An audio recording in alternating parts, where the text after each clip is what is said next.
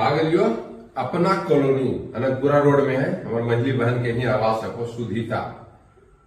Phone कैल को संजोग से भाई तो है ये, लेकिन फोन कैल के मगहिया गुरुजी के नाम से कि मगहिया गुरुजी कहाँ खो जे आज वो डाइनिंग टेबल के उद्घाटन करना है। कहली चलो कोई तो मौका मिल रहा है पूछ के तो उद्घाटन करे के, वही आ गई उद्घाटन करे ले डाइनिंग टेबल के।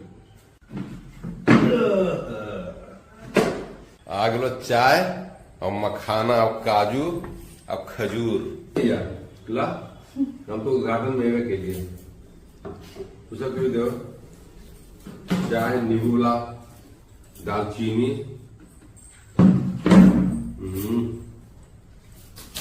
बहुत फंटास्टिक।